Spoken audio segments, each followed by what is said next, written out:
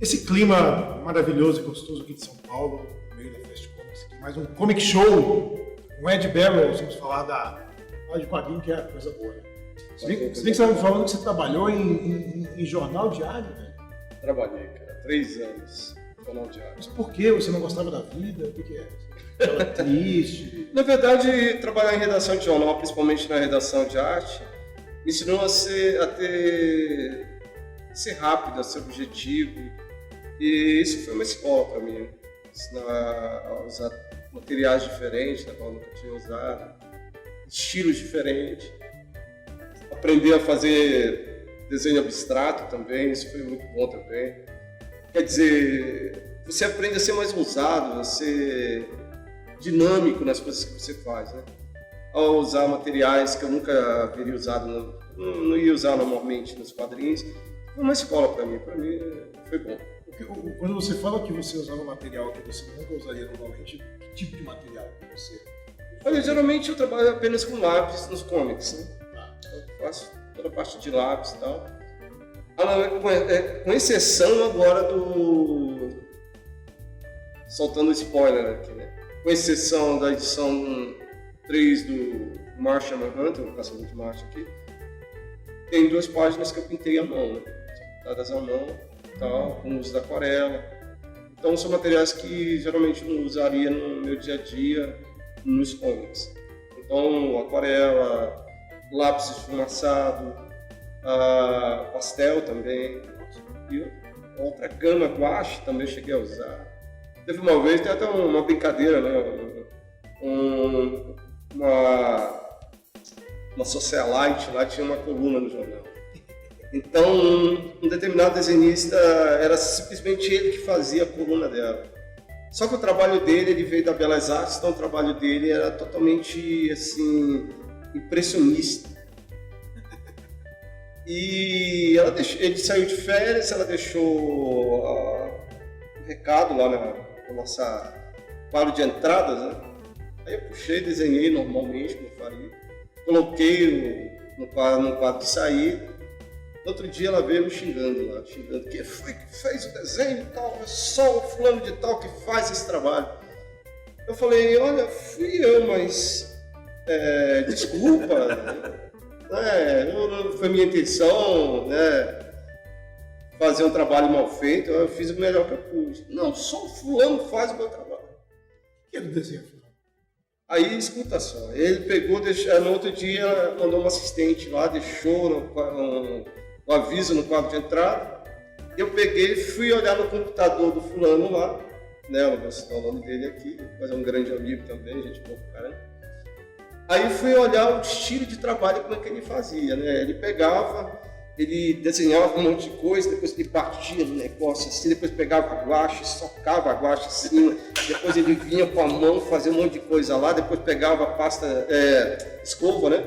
Pegava na guache, eu sei que ele martelava o negócio, ele fazia um treco meio estranho, e depois recortava e bolava um monte de coisa lá, e eu fui olhando o trabalho dele, e ele dava acabamento no computador. Aí eu olhei o trabalho dele e pensei, cara, que legal. Peguei a ideia dele e fiz exatamente como ele faria. Pensei, se eu fosse fulano, eu faria desse jeito. E comecei a fazer isso, pegava aqui, peguei a guache, soquei no negócio lá e tal. Foi ajeitando, né? Do jeito que eu podia lá. Depois foi dar um acabamento no computador e preguei no quadro de saída, avisando que a arte já estava disponível. Aí no outro dia ela foi lá reclamar comigo. Vem cá, você não falou que o fulano estava de férias? Eu disse, sim, mas ele está de férias. Mas ele que desenhou minha arte ontem, porque eu não tinha colocado a minha assinatura. Fiquei com medo da mulher ir lá reclamar comigo, né? Aí eu disse, não, mas foi eu que fiz. Aí ela falou assim, a partir de agora, enquanto ele estiver de férias, só você vai ilustrar essa coisa. Você já usou essas técnicas diferentes em quadrinhos? Existe alguma amarra editorial que tipo, você não pode fazer isso, ou você tem mais liberdade para tocar o roteiro do jeito que você acha melhor?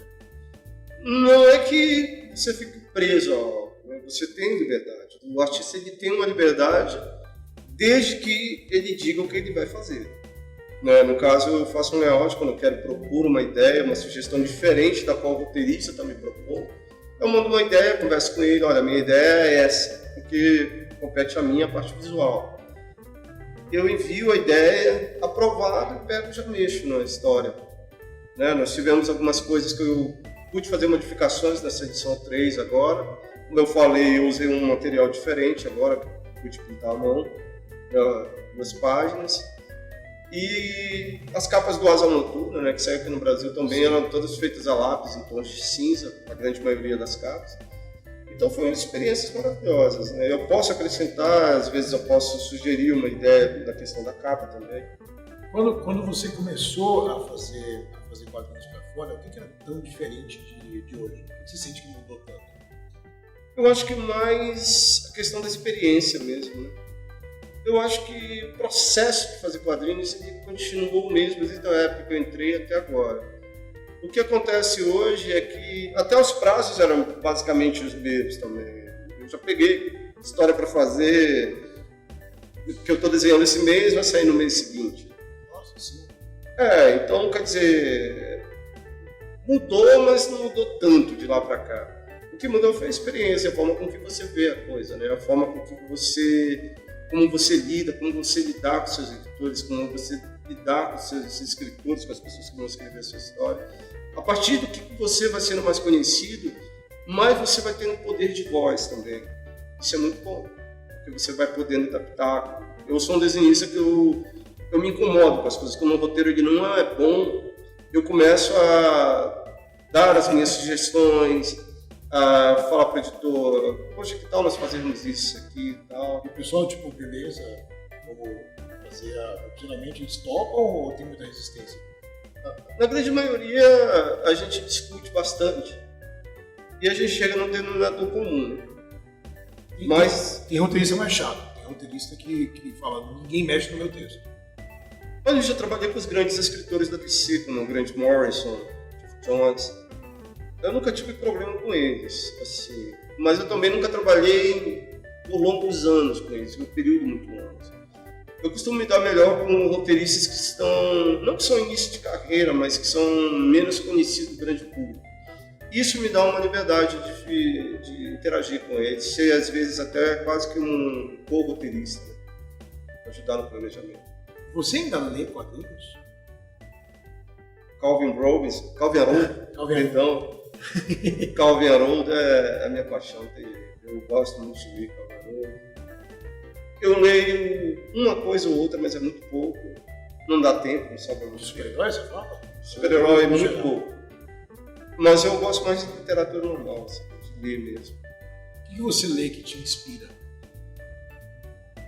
Olha, fui profundo agora, hein? Olha, em termos de quadrinhos, eu gosto muito de Conan Bárbaro da década de 80, da década de 80 que saiu no Brasil, né? Mas da década de 70, do John Buscema com Alcala, com os outros roteiros do Roy Thomas. Isso é muito inspirador.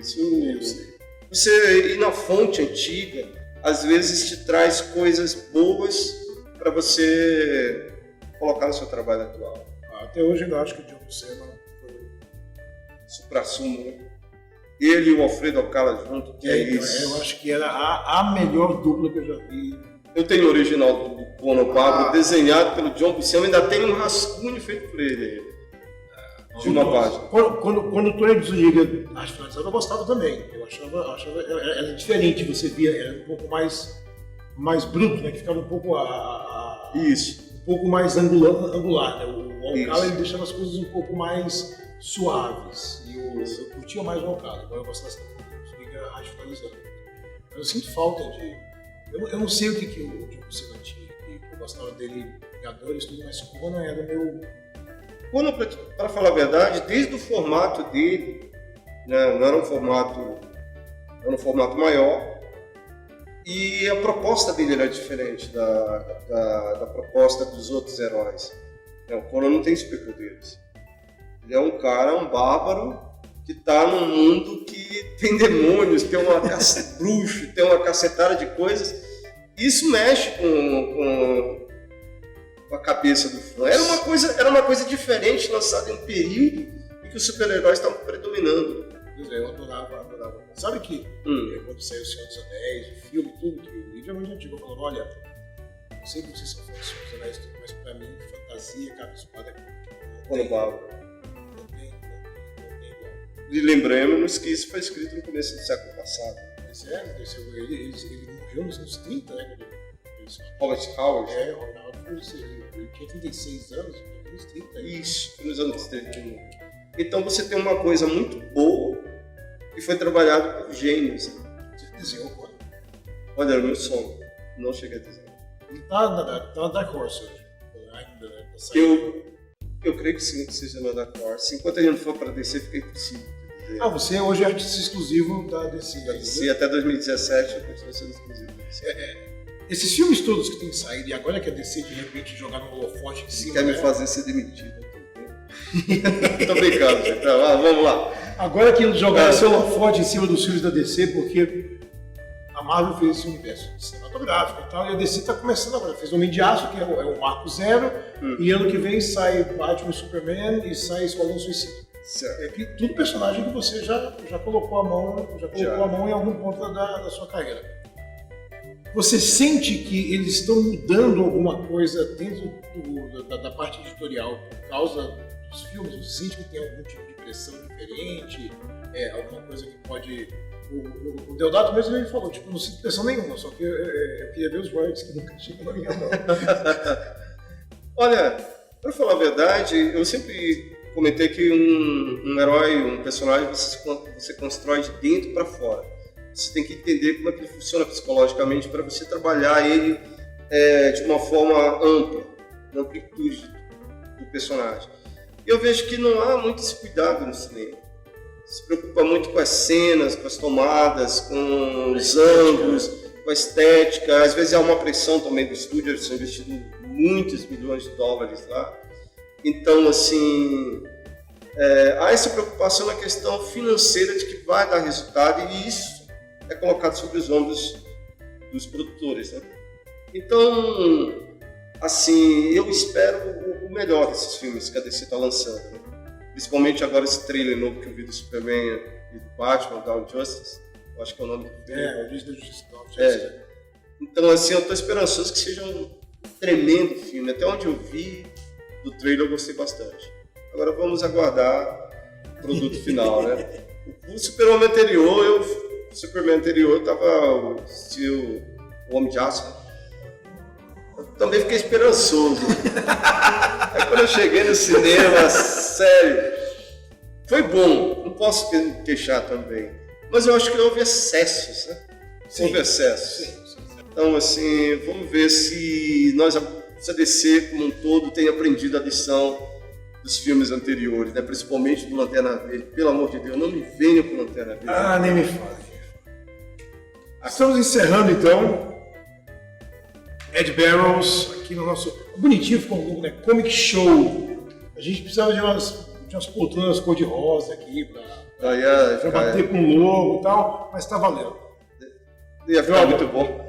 Obrigadão. Valeu, gente. Valeu.